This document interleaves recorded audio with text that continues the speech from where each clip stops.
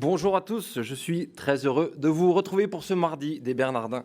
Bienvenue à ceux qui nous rejoignent sur KTO et bienvenue aux auditeurs de Radio Notre-Dame. Je salue également les nombreux spectateurs de ce collège des Bernardins dans cette superbe salle. Alors vous l'avez suivi, il y a quelques jours, François Hollande a effectué sa première visite officielle au Vatican. Quelle est la portée de cette rencontre? Dans quel contexte se situe-t-elle? S'agit-il d'une évolution dans la ligne du président Hollande vis-à-vis des religions et des catholiques en particulier? Voilà, c'est ce que nous allons voir. Retour sur cet événement avec nos 4 invités. Merci à vous 4 d'être ici. Je présente d'abord à l'extrême droite Jean-Pierre Mignard. Vous êtes avocat, membre du Conseil national du Parti socialiste et co-directeur de la rédaction de l'hebdomadaire Témoignages chrétiens. À ma gauche, Jean-Frédéric Poisson. Vous êtes député des Yvelines, président du Parti chrétien-démocrate. Bonsoir. À votre gauche, Thomas Thévenoud, député aussi, député PS et conseiller général de Saône-et-Loire. Merci d'être avec nous. Et enfin, à ma droite, Samuel Pruvot, auteur de François Hollande, Dieu et la République. Vous êtes journaliste, vous êtes rédacteur en chef du service actualité de Famille chrétienne. François Hollande, Dieu et la République, qu'on peut trouver encore, qui est sorti il y a quelques mois, c'est ça? Voilà. Merci d'être avec nous. Alors, je commence par une question sur cette rencontre du 24 janvier que vous avez tous suivie, que vous avez tous commenté. Et parmi nous, l'un des invités était présent, Monsieur Mignard. Quel est votre sentiment? Vous étiez dans l'avion, vous étiez dans la visite, à quelques jours après cette visite. Qu'est-ce que vous en pensez? Quel est votre sentiment aujourd'hui? Écoutez, d'abord, premièrement, à titre personnel, en tant que catholique, un sentiment, je veux dire, d'un grand plaisir, d'une émotion. Et il serait vain de la cacher.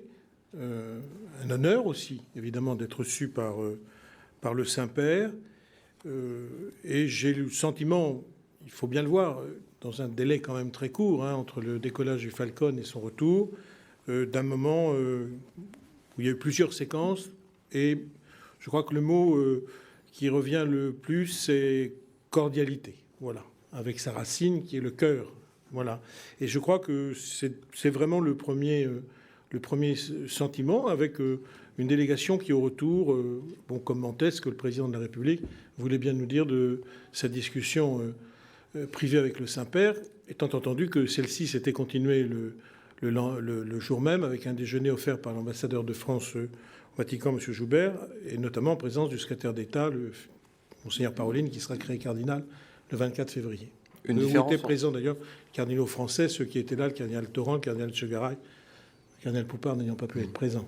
Entre l'aller et le retour, un changement de ton, un peu moins de crispation. Oui, il y avait oui, bien sûr, il y avait à l'aller, il y avait une tension parce que il y avait de l'émotion, il y avait de la tension, il y avait aussi de la part, y compris le président de la République, une tension particulière qui était liée à la difficulté sans doute d'être reçu par un chef d'État qui est aussi un chef spirituel, avec la complexité d'une rencontre de cette nature, avec un chef d'État, quel qu'il soit. On parle politique économique, on parle politique diplomatique, on peut éventuellement parler contrat d'armement, toutes sortes de questions qui n'ont pas lieu d'être dans une discussion avec un chef spirituel qui, néanmoins, est doté d'une culture politique importante sur l'état du monde, sur la planète, qui a des idées, qui a des valeurs. Donc je crois qu'il y a toujours un sentiment plus impressionnant de rencontrer quelqu'un qui a une grande influence dans le monde et sur la planète et qui ne la détient pas par la force des armes ou par sa puissance économique. Ça doit être toujours déroutant pour un chef d'État de rencontrer un chef spirituel. Bon, mais d'autres chefs d'État l'ont fait cette visite. On a senti que là, il y avait plus d'enjeux, on avait plus de difficultés, plus de crispation. Je me tourne vers vous, monsieur le député Poisson.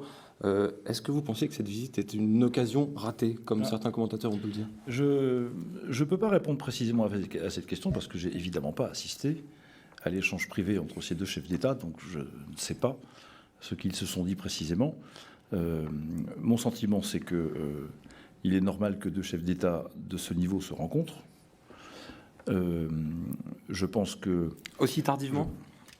Alors, au moment où j'en suis, pour répondre à votre question, j'hésite entre une forme de sévérité et le fait de laisser... Oui, il va falloir que je me force un peu, alors.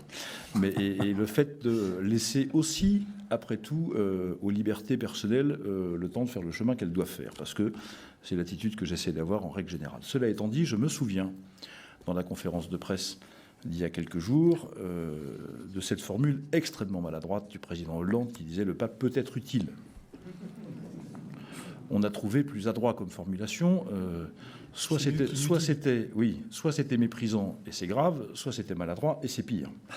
Et donc, il est parti comme ça, dans un contexte où nous sommes nombreux à avoir été choqués par un certain nombre de choses très récentes. Le silence des autorités publiques sur la profanation de la Madeleine, par exemple, il a fallu attendre 2 semaines pleines avant qu'une autorité publique réagisse pour condamner cet acte. Au moment où nous parlons, je ne crois pas d'ailleurs que ces coupables aient été inquiétés plus que ça. Ce qui a gravement heurté la conscience, pas simplement des catholiques, ni même des chrétiens. Enfin, en soi, c'est un acte qui violent, c'est un acte guerrier quasiment. On sait toutes les difficultés que beaucoup de Français, pas seulement les catholiques et pas seulement les chrétiens ou les croyants, rencontrent avec un certain nombre de décisions successives prises l'an dernier par le chef de l'État, sa majorité et son gouvernement, certaines qui s'annoncent.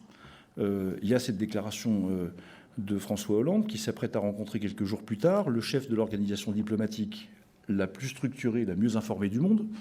Je parle bien sûr du Vatican, le chef des organisations sanitaires, humanitaires et sociales les plus denses et les plus présentes dans le monde entier. Donc sans doute, oui, que rencontrer un homme comme ça peut sans doute être utile. J'espère en tout cas que ça l'a été, mais je ne peux pas le garantir parce que je n'y étais pas. Au fond, je rejoins assez ce que vient de dire Jean-Pierre Minard et je comprends.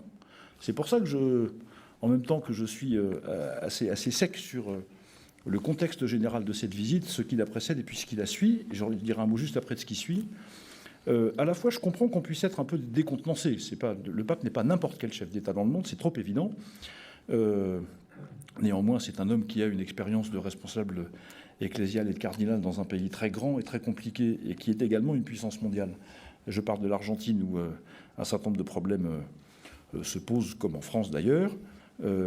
Mais je constate que, alors c'est pour rebondir et répondre à votre question, pardon d'avoir pris ce temps, occasion manquée, dans la mesure où 48 heures après la fin de la visite, les parlementaires que nous sommes, chers collègues, ont reçu l'ordre du jour de l'Assemblée nationale pour les semaines qui viennent et que, à l'ordre du jour du mois de juin, on voit apparaître la question de la fin de vie, je me dis que décidément, quoi que ce soit qu'il se soit dit pendant cet entretien, il y a sans doute quelque chose qui n'est pas passé. Thomas Thévenot, c'est votre avis? Député PS, occasion manquée ou maladresse? Enfin, quel est votre sentiment? Moi, j'ai eu l'honneur et la joie de me serrer pendant quelques secondes, oui, enfin presque une minute. La main du pape François, c'était début juin dernier. J'étais le seul socialiste d'une délégation parlementaire reçue au Vatican. Il avait souhaité que la première délégation parlementaire, ce soit une délégation parlementaire française. J'ai souhaité faire partie de ce voyage, de cette rencontre. Et je dois dire que ça a forcément marqué. Moi, je suis élu depuis 2012. Ça a marqué la première partie de mon mandat. Parce qu'il y a chez cet homme une force, une empathie, quelque chose qui irradie. Je suis élu d'une circonscription en Saône-et-Loire où se trouve Cluny, Thésée. Donc quand j'ai cité Thésée, évidemment, le regard a été encore plus perçant encore. Le Carmel de la Paix de Mazie, j'ai donc décliné tout ça. Je l'ai invité, je ne sais pas si j'avais à le faire, mais bon, vous savez, dans ces moments-là, je ne dis pas qu'on maîtrise parfaitement les mots qui sortent. Donc, j'ai trouvé un homme, oui, vraiment impressionnant. Et ce qui m'impressionne, je ne dirais pas qu'il peut être utile, mais en tout cas, sa parole a déjà été utile dans le monde. En Europe, depuis son élection. Il a dit des choses qui, pour moi, sur l'immigration, son expression, c'est la mondialisation de l'indifférence, que j'aurais aimé que certains femmes, hommes de gauche, socialistes, comme moi, puissent les dire avec autant de force. On va revenir sur ces sujets, mais je pense que c'est Thomas important. Thévenot a été très touché. Sous le charme. Sous le charme. Oui, mais on attendait un peu ça de François Hollande aussi. Pourquoi est-ce que Est-ce qu'il est revenu en étant marqué comme ont pu l'être d'autres ? Je pense qu'il faut être à la fois ni dupe ni trop dur. Dupe, ça serait de croire qu'il suffit que François Hollande rencontre le pape François pour que tout change. Et trop dur, ça serait attendre que les choses changent à la minute. Jean-Frédéric Poisson faisait remarquer à juste titre qu'on aurait aimé que peut-être qu'il y ait une incidence sur le calendrier législatif. Moi, j'ai cru comprendre, je n'étais pas dans l'avion comme Jean-Pierre Mignard, mais j'ai cru comprendre, vous savez, les journalistes ont toujours des oreilles qui ne sont pas les leurs. Moi, j'avais une oreille, enfin deux, je ne peux pas dire qui, mais c'est quelqu'un qui entend très bien. Voilà. Et François Hollande a dit à quelqu'un qui était au retour, a parlé précisément du calendrier législatif, du débat sur la fin de vie, et il lui a assuré qu'il y aurait une chose, en tout cas, qu'il essaierait, lui, de faire changer, c'était le ton du débat et le tempo. Alors, est-ce que cela va être vrai ? Je sais pas. Moi, je suis pas prophète et j'ai pas de boule de cristal. Les chrétiens sont pas très boule de cristal. Mais j'ose espérer que cela puisse être vrai. Et donc, pour reprendre ce mot utile qui est pas du tout joli, cette rencontre serait au moins utile, ou comme disent les anglo-saxons, c'est first step. On fait step by step, c'est un pas après l'autre. Et sincèrement, je voulais rebondir aussi sur le mot de Jean-Pierre Mignard qui disait « J'ai eu un honneur, un plaisir à rencontrer le pape ». Je pense que les catholiques, ça n'engage que moi bien sûr, ne devraient pas bouder leur plaisir parce qu'il vaut mieux que François Hollande et le pape François se serrent la main que de se serrer les poings, ce qui était quand même un peu la situation précédente. Bon, Thomas Thévenoud, pardon, si on reprend la séquence, les thèmes de convergence, parce que c'est le terme qui a beaucoup été employé à la sortie de cette rencontre. Les convergences, il y en a eu quand même. Vous étiez en train d'en parler. Est-ce que voilà, le rapprochement va se faire aussi sur ces points ? Oui, les questions internationales, j'en ai évoqué une, la question de l'immigration, la Syrie, le réchauffement climatique. Enfin, vous avez vu tout ça. Et puis la justice sociale, parce que ce pape a un discours social. Son prédécesseur, oui, mais reconnaissons qu'il a, par rapport à son prédécesseur, accentué, apporté sa marque. D'ores et déjà sur la question sociale. Benoît XVI était sur un registre plus théologique. Là, nous avons un pape qui s'adresse au monde et qui porte un discours social. Non, mais après, on peut ne pas être d'accord. C'est mon sentiment et je pense que c'est le sentiment quand même de beaucoup de. Vous en pensez quoi, Jean-Frédéric Poisson ? Je pense que à partir du moment où le pape déploie la réflexion qui est la sienne sur la charité, il est dans le champ social. Et comme l'ont été tous les autres papes, et en particulier le pape Benoît XVI qui a écrit un certain nombre de textes publiés sur la charité.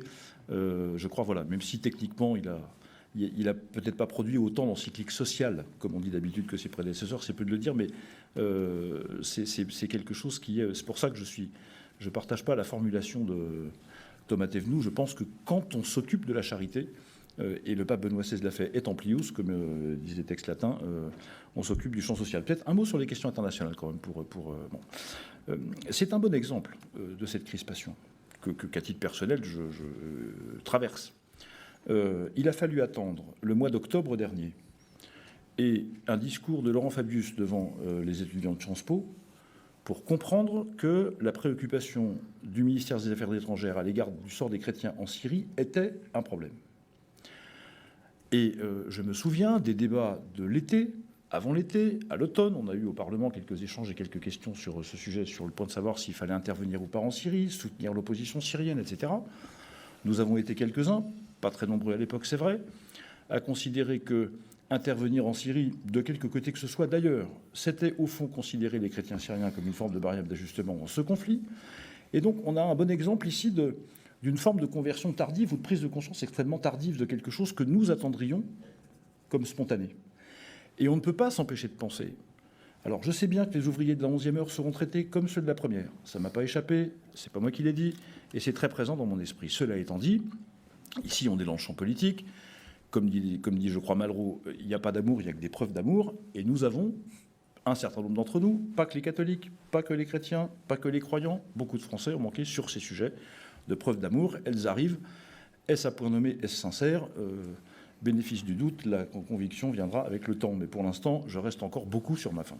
Bon, Jean-Pierre Mignard, les points de convergence, on voit il y en a. Pourquoi, à l'issue de cette rencontre et lors des points presse qu'il y a eu, on a l'impression que les rapports étaient un peu différents? On a l'impression que, de la part de François Hollande, il n'y avait que des points de convergence et que les questions éthiques, les questions qui fâchaient, entre autres éthiques, n'avaient pas été abordées. Non, mais on va abandonner entre nous la langue de bois, si vous le voulez bien. Je crois qu'effectivement, il y a toute une partie de convergence et de préoccupations qui sont communes, indéniablement, et les quelques bribes de mots, car le président n'a pas voulu tout dire et tout livrer, c'est normal. Après tout, c'est une discussion qui était privée. Si elle était privée, elle devait le rester. C'était évident que sur les questions de dignité humaine, de dignité sociale, de mondialisation, d'immigration, avec une immense préoccupation de la part du Saint-Père sur le statut des étrangers. Je pense qu'il a parlé des Roms, notamment, mais pas seulement. La question du travail et du regard sur le travail. Bref, je pense que sur toutes ces questions, je veux dire, le président Hollande pouvait effectivement qu'être sensible, peut-être même par moments se dire, mais voilà un renfort spirituel dont j'ai bien besoin dans une période où on parle économie, marché, profit, rentabilité. Voilà en effet un grand chef spirituel qui n'oublie pas de dire que tout ça, ça n'a pour objet que de converger vers la dignité humaine. Et puis je pense qu'il y a de l'autre côté, en effet, les questions qui sont des questions éthiques sur lesquelles il y a sans doute un partage, il y a des divergences qui, à mon avis, ne sont pas des divergences irréconciliables. Je pense qu'il y avait une rencontre d'hommes de bonne foi. Pardon, Jean-Pierre Mignard, mais quand on parle d'ailleurs escaladé un versant dignité humaine, opposée. Oui. Est-ce que les questions de début de vie, de fin de vie, d'euthanasie, d'avortement, n'ont pas été, à mon avis, elles n'ont pas été évoquées jusqu'au fond avec le Saint-Père, mais elles ont été un peu évoquées avec Monseigneur Paroline. Et je dois préciser que sur les questions de fin de vie, pardonnez-moi, je suis membre du Conseil consultatif national d'éthique. Il n'a même pas encore rendu son rapport à la suite de la dernière conférence citoyenne. Et quant à l'avis qu'il rendait, c'était un avis qui consistait à ne pas toucher à la loi Leonetti. Donc attendons de voir, mais attendons d'abord ce que le Conseil va dire dans son rapport final. Samuel Plouvot, sur ces questions de dignité humaine, c'est pas non plus un point de convergence? Non, je voulais mettre un peu les pieds dans le plat. Alors moins bien que Jean-Frédéric Poisson, mais on a l'impression, ce n'est que la parole d'un observateur, mais que plus c'est loin de la France, plus c'est loin dans l'agenda. La conférence sur le climat à Paris, et encore une fois, sincèrement, on ne va pas dire que c'est des choses nulles, puisque le Saint-Père est en train d'écrire, je crois, une encyclique sur l'écologie. Donc l'idée n'est pas de critiquer l'écologie, ni la Centrafrique, ni la gravité de la situation en Syrie. Mais sincèrement, pour l'observateur, François Hollande est d'abord président de la République française. Et c'est quand même fort de café que les questions sur lesquelles il a quand même une certaine main, il y a un calendrier législatif, on le rappelle, qui se trouve, comme c'est l'Assemblée nationale, c'est à l'intérieur du périphérique. Et je reprends cette image, plus c'est loin, plus c'est facile de nouer ce dialogue, et plus c'est proche aussi dans le temps, et plus c'est compliqué. Et là, c'est vraiment pour moi, en tant qu'observateur, c'est vraiment un angle mort. Non, moi je ne suis pas d'accord avec cette idée-là, parce que je ne pense pas que les questions d'immigration soient loin des problèmes de la France. Donc je récuse cette idée simpliste qui consiste à dire que quand c'est loin et quand ça touche la planète, la Syrie, on peut en parler. Pour le reste, sur les questions éthiques, peut-être qu'on y viendra, mais moi je récuse l'idée d'un face-à-face entre les catholiques de France et la majorité parlementaire. Bon, qu'est-ce que vous attendez de lui? Parce que c'est pas la réalité. C'est pas la réalité. Il évolue après cette. Non, je pense quand même. Vous savez que le président de la République française, lorsqu'il rencontre le pape, il est le représentant de la République française et de tous les Français. Vous avez tous lu un sondage qui est sorti ce week-end de BVA Opinion Le Parisien, qui a dit que pour près de 2/3 des Français, 63%, François Hollande ne mène pas une politique provocatrice à l'égard des catholiques. Voilà. Et que tous les catholiques, pratiquants ou pas, 54% d'entre eux ne pensent pas que le président mènerait une politique provocatrice à leur égard. Alors, pourquoi il a des opinions aussi défavorables? Je pense qu'il faut quand même faire attention. Je connais effectivement ce débat, puisqu'à Témoignage chrétien, nous avons défendu la loi pour le mariage pour tous en écartant PMA et GPA de manière nette et en disant que ça ne faisait pas partie du débat. Je signale quand même, on va mettre là vraiment les pieds dans le plat, que 40% des catholiques, croyants et pratiquants, ont constamment dit, et les sondages ont été unanimes sur ce point du début jusqu'à la fin, qu'ils étaient plutôt favorables à la loi. Je voudrais aussi, pardonnez-moi, que le monde catholique se vive comme un monde pluraliste, où il y a plusieurs opinions, plusieurs courants d'idées, et qu'une seule opinion ne veuille pas effectivement capturer les autres. Et pourquoi on arrive au chiffre de 16% d'opinion favorable pour François Hollande chez les catholiques pratiquants? Voilà. Eh bien, attendez, nous ne sommes pas ici que pour parler des catholiques pratiquants. Je suis catholique pratiquant, mais il y a des catholiques croyants. D'abord, les pratiques sont différentes, elles sont variables. Il y a des catholiques croyants, et il y a heureusement pour l'Église catholique en France, heureusement, beaucoup de Français qui se déclarent catholiques ou qui en tout cas se réfèrent au catholicisme sans forcément pratiquer. Et heureusement pour la force et l'influence de notre religion. Jean-Frédéric Poisson, c'est votre opinion? On peut se fâcher. Ben non, mais vous ne vous fâchez pas, cher Jean-Philippe. Je vous réponds avec fermeté. Je suis connu pour ne jamais me fâcher, quelles que soient les circonstances. Je ne vais pas commencer ce soir. D'ailleurs, Thomas Thévenoud non plus, c'est vrai. Mais quand même. Personne n'a l'intention de préempter quelque débat que ce soit. Je ne suis pas le porte-parole de l'Église catholique. J'allais dire Dieu m'en garde, et heureusement pour l'Église. Je n'ai pas cette prétention, ni de résumer dans ma seule intelligence tout ce qui pourrait être une pluralité qui m'échappe. Ce n'est pas ça la question. Enfin, quand même.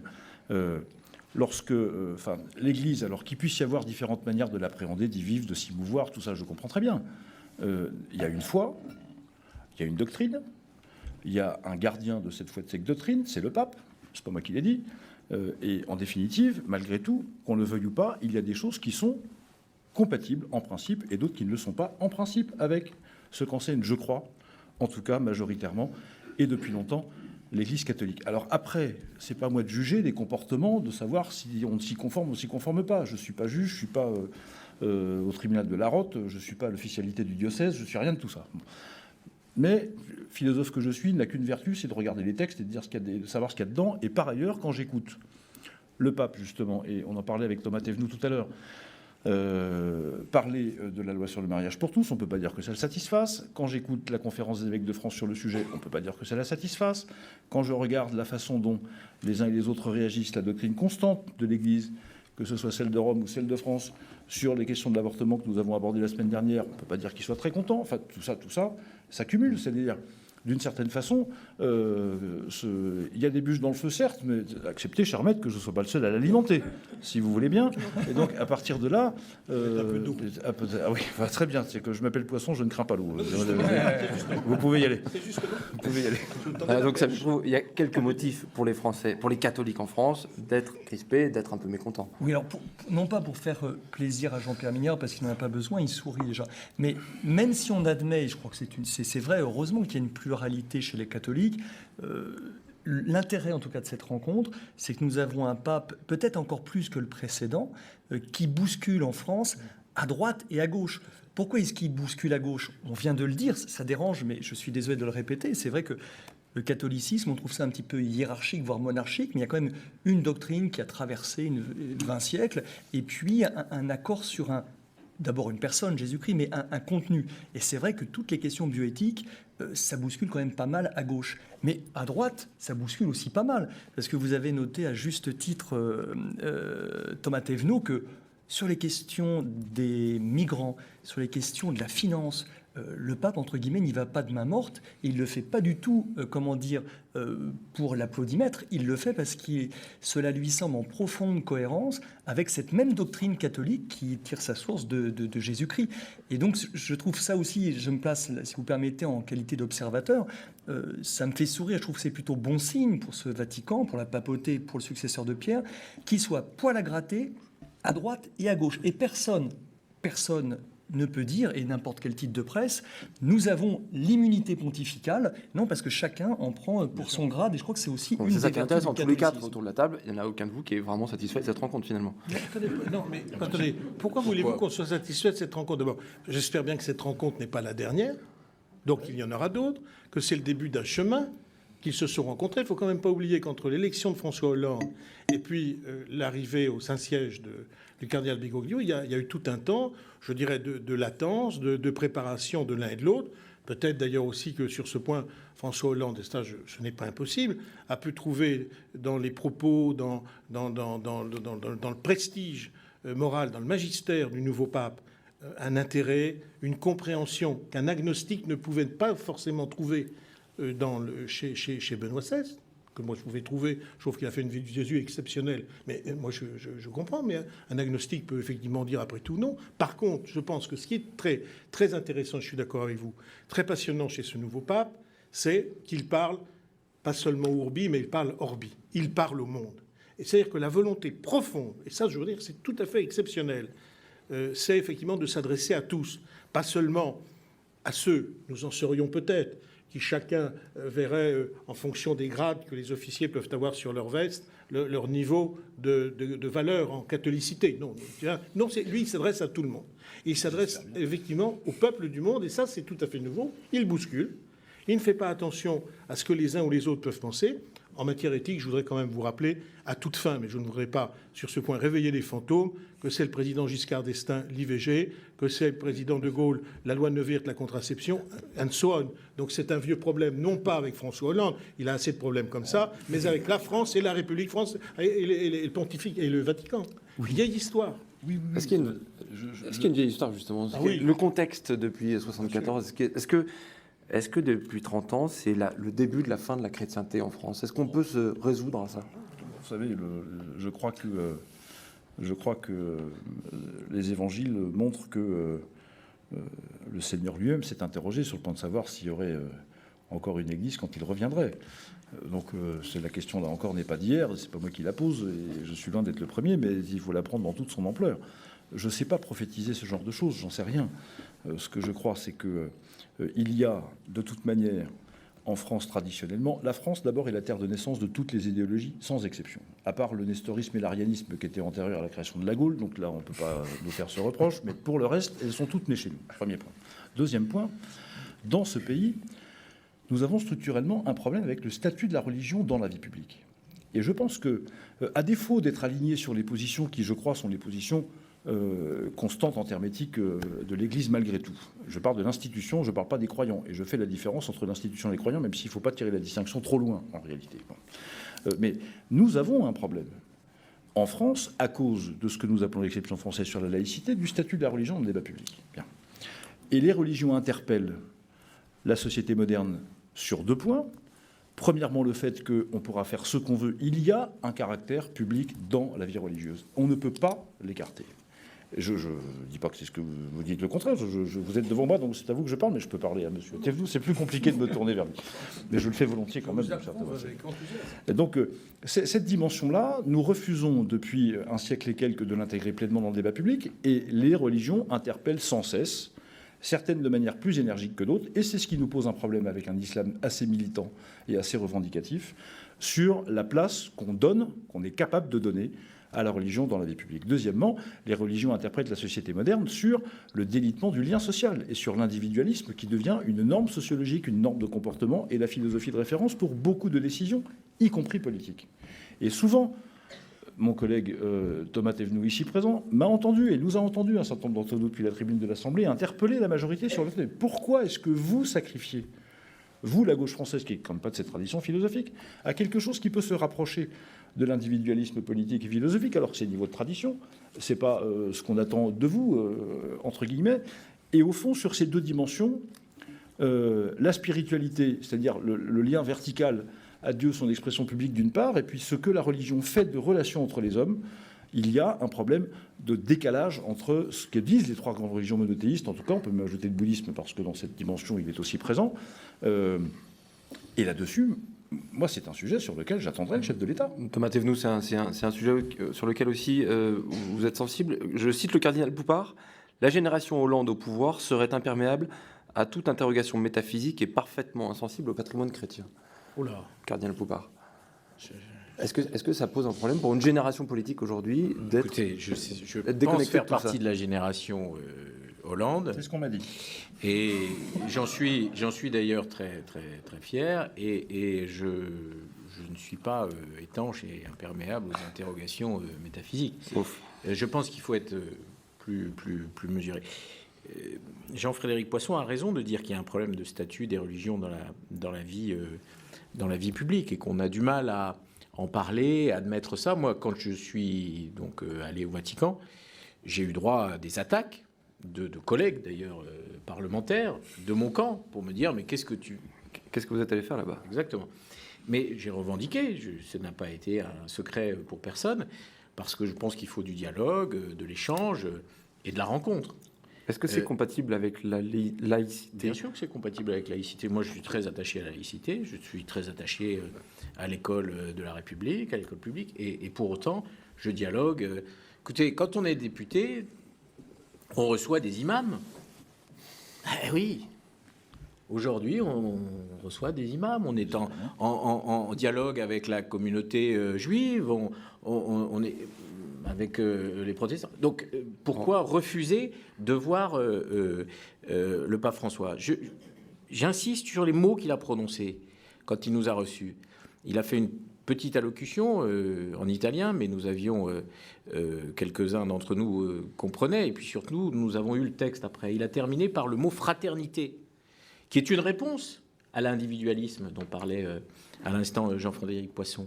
Et ce mot fraternité évoque quelque chose à la fois pour les catholiques, évidemment, les chrétiens, mais aussi pour, je crois, dans l'histoire de la République, pour beaucoup de Français. Il faut faire attention à ce que ce pays, excusez-moi de cette expression très triviale, trimballe avec lui d'histoire.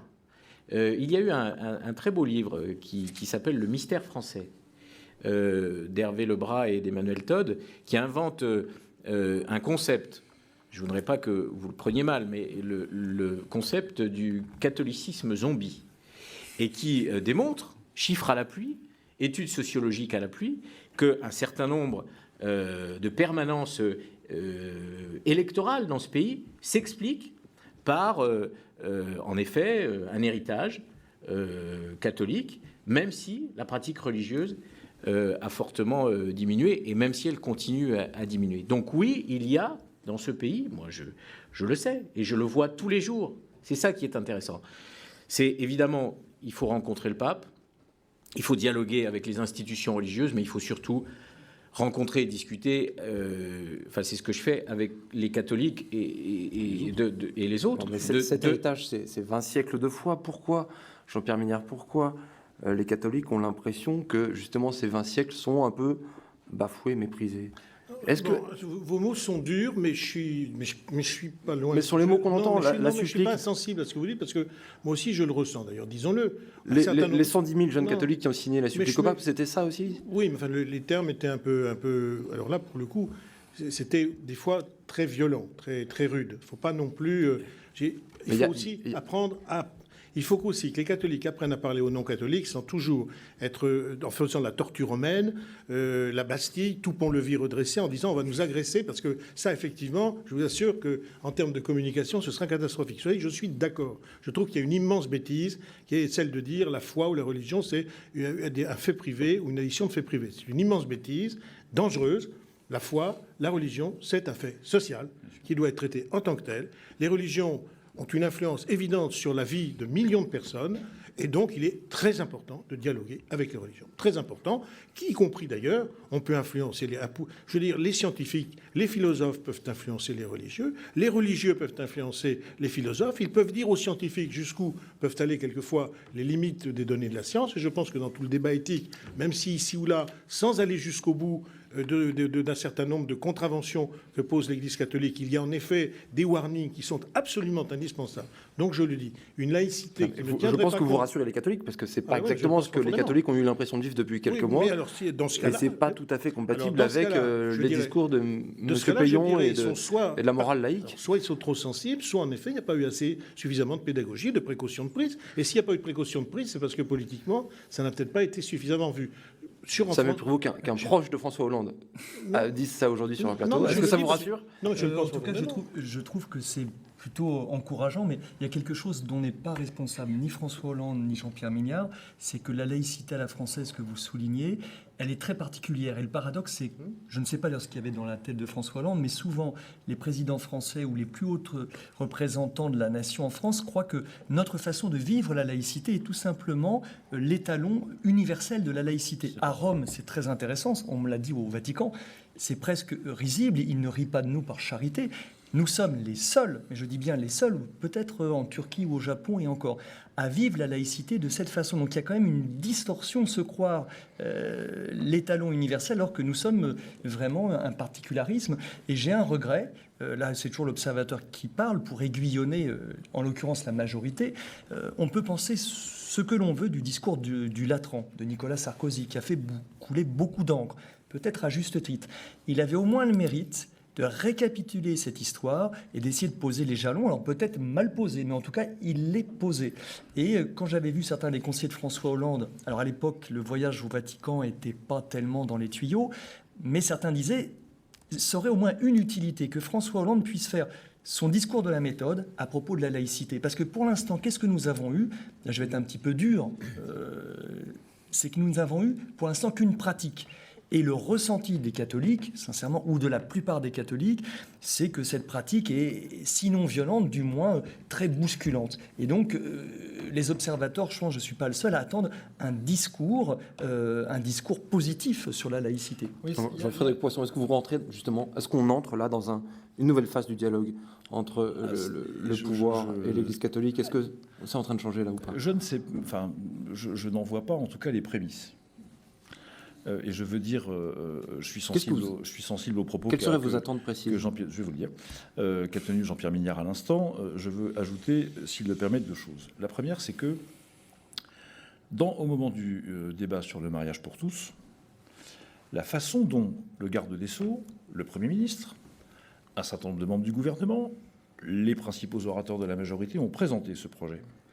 Ça n'était pas une volonté de réguler des situations difficiles et de prendre en compte la situation de faiblesse dans laquelle se trouve un certain nombre de personnes homosexuelles dans ce pays, et qui est réelle, que personne ne nie, et certainement pas moi. C'était pas ça. On nous a dit c'est un changement de civilisation, et c'était vrai. Et quand on entend changement de civilisation, quand on est attaché à la civilisation dont nous sommes les héritiers, au fond, qui par définition, puisque nous en sommes héritiers, est plus grande que nous, elle nous dépasse et nous avons vocation à la transmettre, et qu'on nous dit non, on en change, pourquoi ? Pour laquelle? Qu'est-ce qu'on change?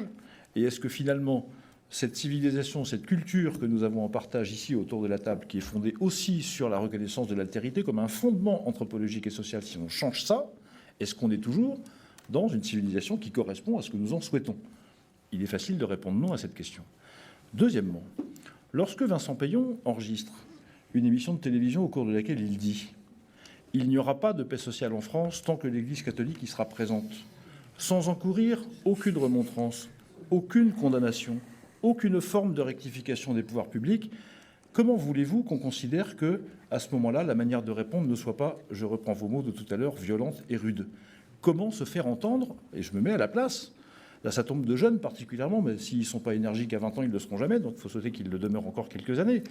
Ils apprendront le polissage le moment venu, mais voilà, il y a un temps pour l'énergie et il y a un temps pour arrondir les angles, et peut-être que cet âge n'est pas venu pour eux. Mais franchement, quand vous voyez ces 2 épisodes, l'un très anthropologique, l'autre finalement très de communication, les 2 sont extrêmement violents à l'égard de ceux qui sont attachés, comme nous le sommes ici, je crois tous, à la civilisation chrétienne et à ce qu'elle porte. Et donc, compte tenu de ces épisodes qui s'accumulent en réalité, parce qu'il y a aussi une accumulation, à la fois un changement de principe, plus un certain nombre de collections d'épisodes sur lesquels on n'a pas de...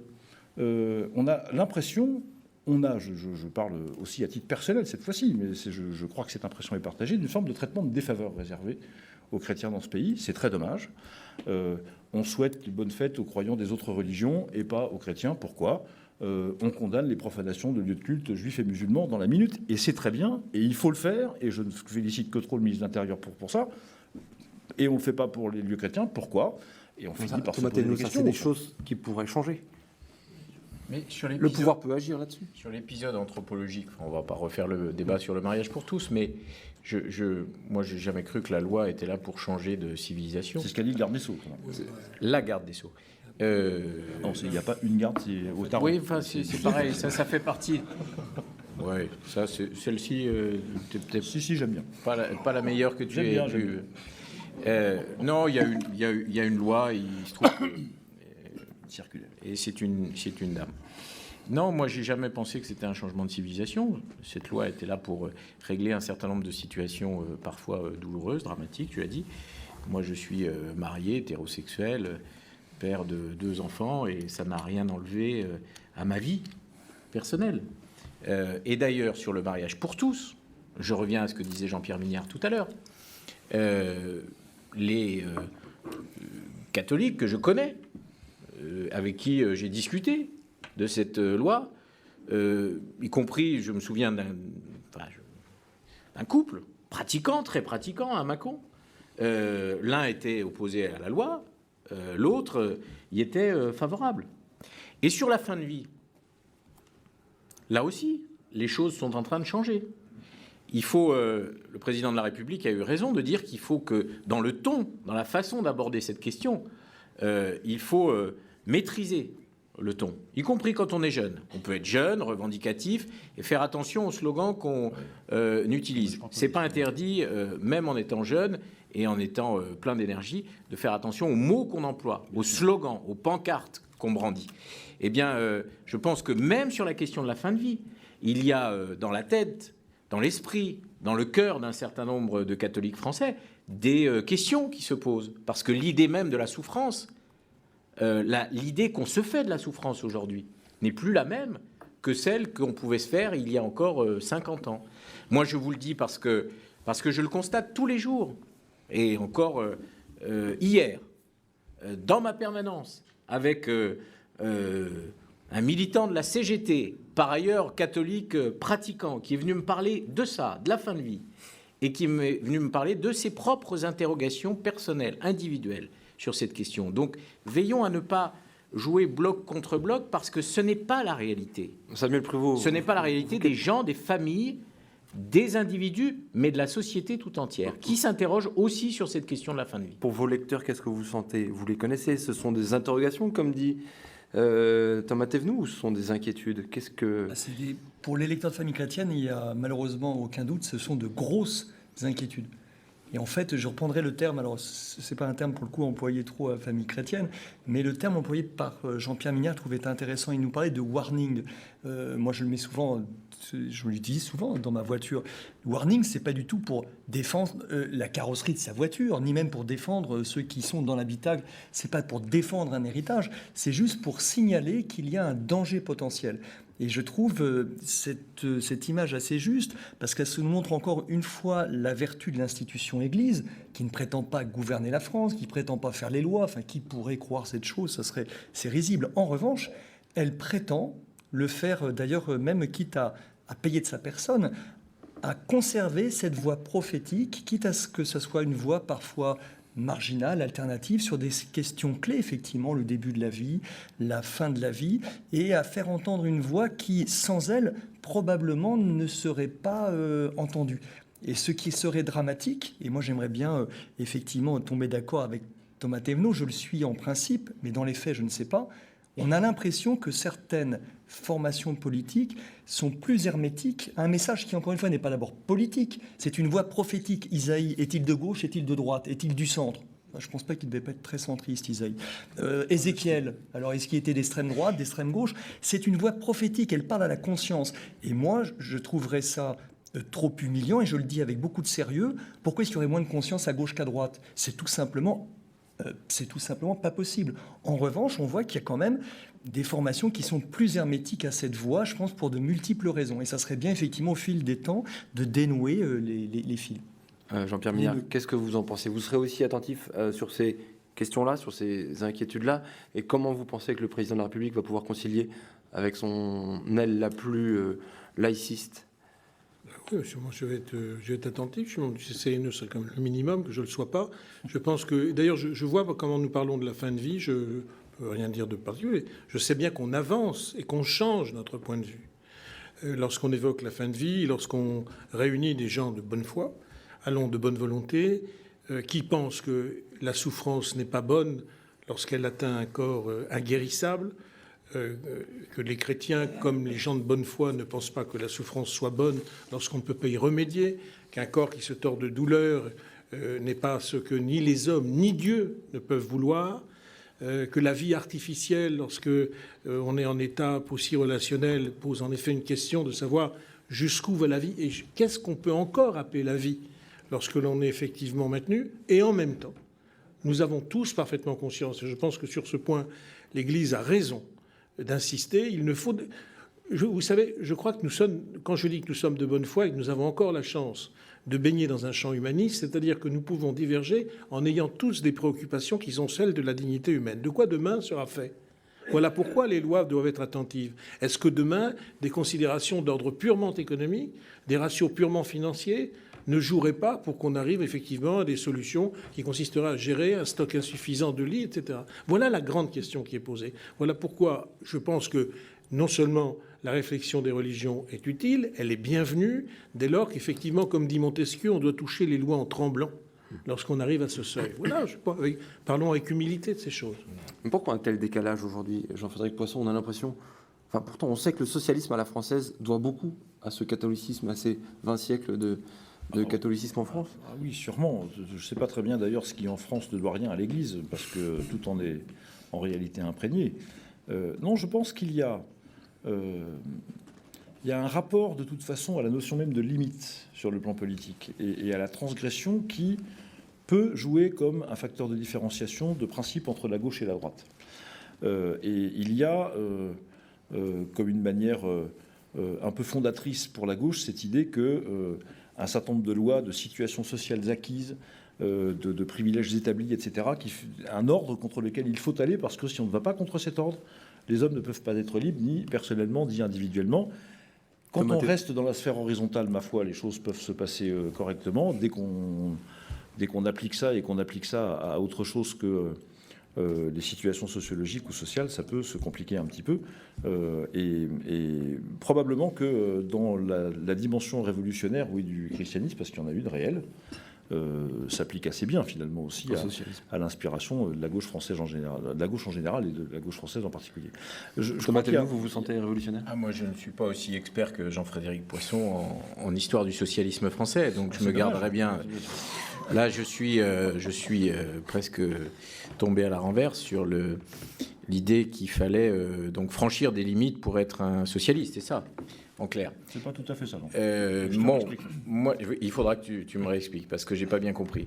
Non, je crois pas du tout. En plus, c'est pas du tout l'attitude et la façon de faire du président de la République, qui quand même essaye dans une société aujourd'hui qui est à fleur de peau, de remettre du dialogue, de remettre de la concertation, de remettre.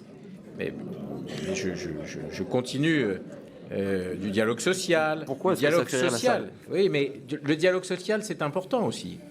La question sociale, la question des rapports de force économiques et sociaux est au cœur des problèmes de cette société, de la société française. Et je considère, pour ma part, que nous essayons, dans une société qui a été quand même sacrément malmenée dans les années précédentes, parce que l'hystérisation des rapports sociaux, excusez-moi, mais on pourrait en parler pendant les 5 années précédentes. Je considère que nous essayons de remettre, oui, du dialogue, ce beau mot de démocratie.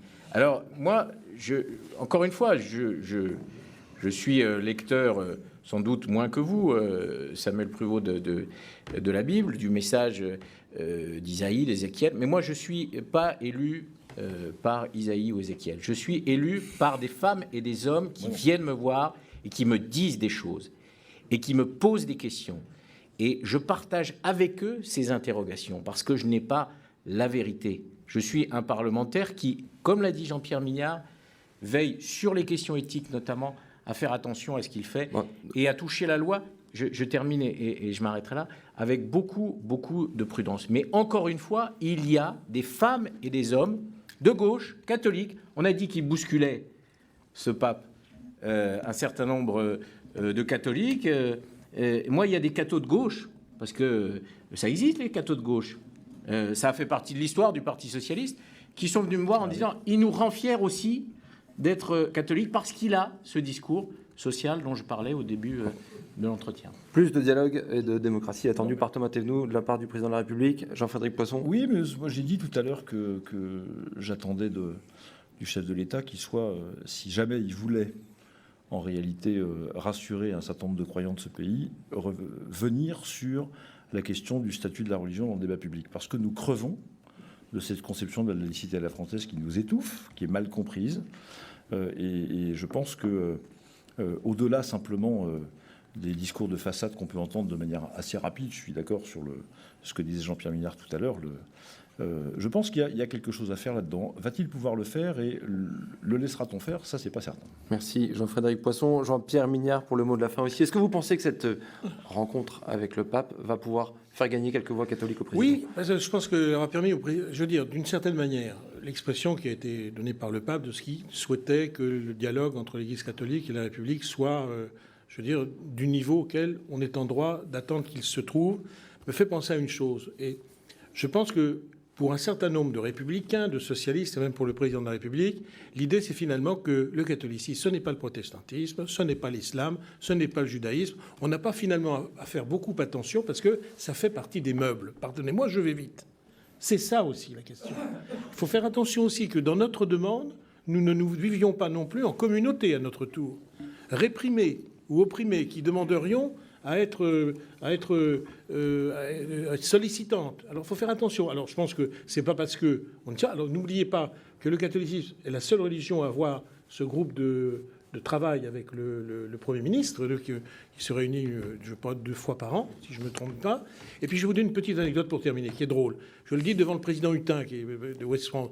Moi, j'ai fondé les Transcourants avec François Hollande, Jean-Pierre Jouyet et Jean-Yves Le Drian. Eh bien, et notre candidat fut Jacques Delors. Et nous avons pendant des années travaillé pour que Jacques Delors, qui n'aimait pas le pouvoir, mais qui aimait Dieu, soit président de la République française. Et la dernière fois où nous pensions que c'était possible, nous avons fait une réunion à Lorient, nous étions 800. Eh bien, figurez-vous que le matin, avant que Jacques Delors vienne dans une salle où il y a 800 personnes, il pensait qu'il était le président, donc tout le monde était venu, même les loges, tout le monde était là. Eh bien, il est venu, il nous a fait une petite messe à l'église Notre-Dame de Victoire de Lorient, célébré par le père de la Morandais. J'avais lu, on m'avait préparé de lire une épître de Saint-Jacques, devant Jacques Delors qui était là, etc. Il y avait le maire Jean-Yves Le Drian. Alors, s'il y en a parmi vous qui s'inquiètent, sachez quand même que l'actuel président de la République fut pendant des années l'inlassable militant au sein de ce parti d'un homme dont Mélenchon disait « on va quand même pas nous obliger à lire le catéchisme tous les matins ». C'était Jacques Delors et c'était François Hollande. Ça devrait un tout petit peu rassurer. Pas complètement, mais un peu. Merci. Samuel Prévost, le mot de la fin. Est-ce que vous êtes rassuré, justement? Je suis presque rassuré. Presque rassuré. Allez, merci beaucoup. On aurait pu continuer encore très longtemps sur toutes ces questions. Je rappelle, en tout cas pour poursuivre le débat, votre livre Samuel Prévost, François Hollande, Dieu et la République. Merci à tous de nous avoir suivis. On se retrouve évidemment mardi prochain à la même heure. Très bonne soirée. Au revoir.